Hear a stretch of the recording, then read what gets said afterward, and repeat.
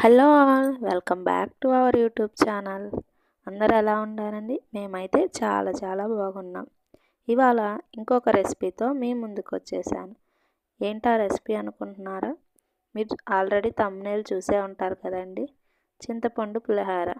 ఈ చింతపండు పులిహోర నచ్చని వాళ్ళంటే ఎవరైనా ఉంటారా అండి? అంత బాగుంటుంది కదా. ఈ చింతపండు పులిహోర ఎలా తయారు చేసుకోవాలో ఈ వీడియోలో చూపించేద్దామని మీ ముందుకు వచ్చేసాను. మరెందుకండి ఆలస్యం, చూసేద్దాం పదండి. ముందుగా నేనైతే ఈ కప్పుతో 3 కప్పుల బియ్యం తీసుకొని నానబెట్టుకున్నాను.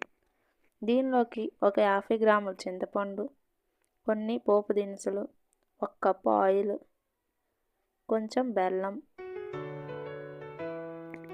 టేస్ట్కి తగినంత సాల్ట్, 4 పచ్చిమిర్చి, కొంచెం కరివేపాకు.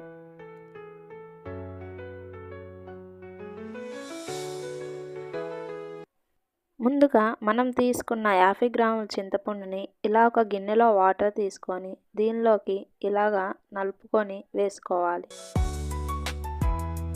దీన్ని ఒక పక్కన పెట్టుకొని ముందుగా మనం తీసుకున్న రైస్ని కుక్కర్లోకి యాడ్ చేసుకొని 1 గ్లాస్ రైస్కి 1.5 కప్ వాటర్ దాకా యాడ్ చేసుకోవాలి. ఇలా యాడ్ చేశాక దీనిలోకి 1/2 టీ స్పూన్ పసుపు,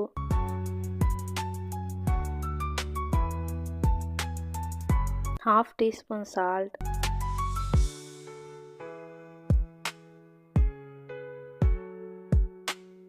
దీనిలోకి 1 టీ స్పూన్ ఆయిల్ యాడ్ చేసుకున్నాను.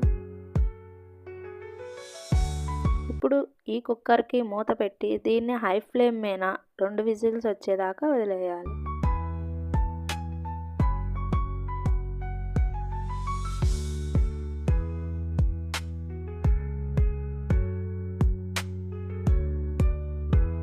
ఇలా 2 విజిల్స్ వచ్చాక స్టవ్ ఆఫ్ చేసి ప్రెషర్ పోయాక ఈ కుక్కర్ మూత ఓపెన్ చేయండి.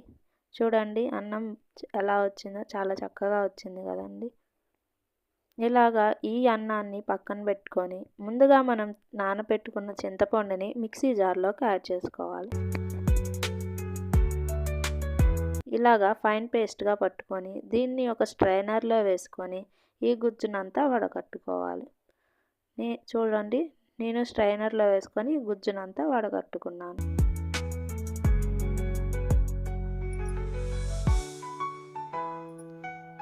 ఇప్పుడు దీనిలోకి 1/2 టీ స్పూన్ పసుపు,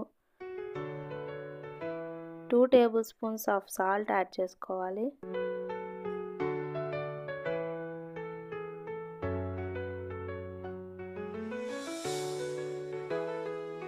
పచ్చిమిరకాయలు కూడా యాడ్ చేసుకొని దీన్ని స్టవ్ మీద పెట్టుకొని ఈ పులుసు కొంచెం దగ్గర పడేదాకా ఉడికించుకోవాలి. చూస్తున్నారు కదండి, ఇలా చిక్కగా వచ్చేలాగా ఈ పులుసుని బాగా ఉడికించుకోవాలి.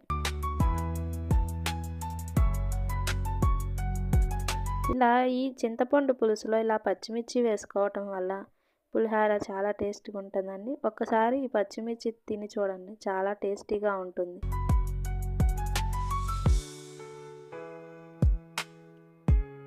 ఇలా దగ్గర పడుతున్నప్పుడు మనం తీసుకున్న కొంచెం బెల్లం యాడ్ చేసుకోండి. ఇలా బెల్లం యాడ్ చేయటం వల్ల పులిహోర కొంచెం టేస్ట్గా వస్తుందండి.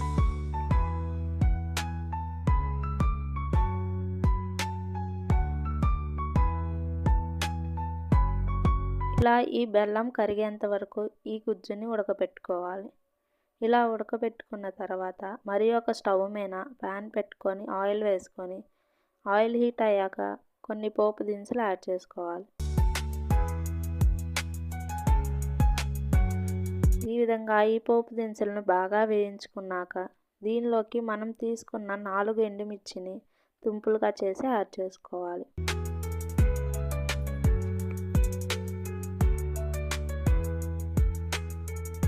ఈ ఎండుమిర్చి కొంచెం ఫ్రై అయ్యాక మనం తీసుకున్న కరివేపాకు యాడ్ చేసుకోవాలి. ఈ తాలింపులోకి కొంచెం ఇంగువ యాడ్ చేసుకోండి, పులిహోరగా ఉంటుంది.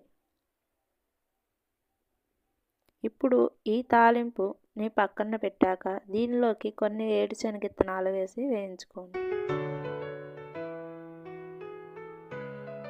ఇలా వేరుశనగ విత్తనాలు వేయించుకున్నాక మనం తీసుకున్న రైస్ని ఒక బేషన్లో వేసుకొని చల్లారనిచ్చాక మనం వేసుకున్న తాలింపుని యాడ్ చేసుకొని ఈ తాలింపు ఈ రైస్కి పట్టేలాగా కలుపుకోవాలి. ఇలా కలిపాక మనం తీసుకున్న చింతపండు గుజ్జుని యాడ్ చేసుకోవాలి.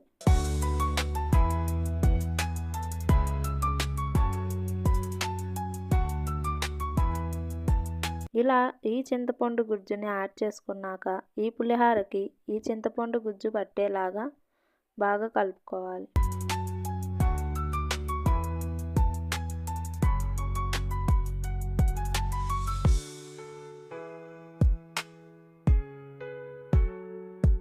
ఈ విధంగా ఈ చింతపండు గుజ్జుని ఈ రైస్కి కలిపాక మనం తీసుకున్న వేరుశనగ విత్తనాలను యాడ్ చేసుకోవాలి. ఇలా యాడ్ చేసుకున్నాక దీన్ని మొత్తాన్ని ఒకసారి కలుపుకోవాలి.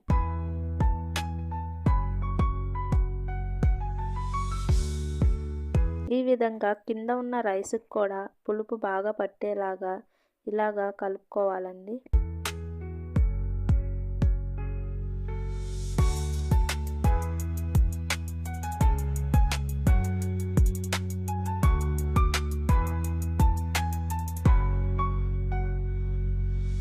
దీనిలోకి కొంచెం పచ్చి కరివేపాకు యాడ్ చేసుకోండి. తాలింపులో వేసింది కాక బాగుంటుంది. ఇలా కలిపాక మనం తీసుకున్న కొత్తిమీరని యాడ్ చేసుకోవాలి.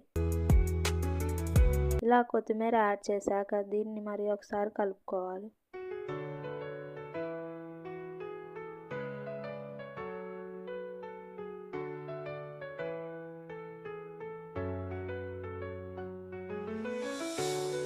అంతేనండి.